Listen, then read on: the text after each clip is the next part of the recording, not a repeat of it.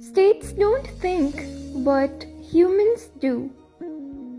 International politics looks complex, but at its core, it reflects human nature.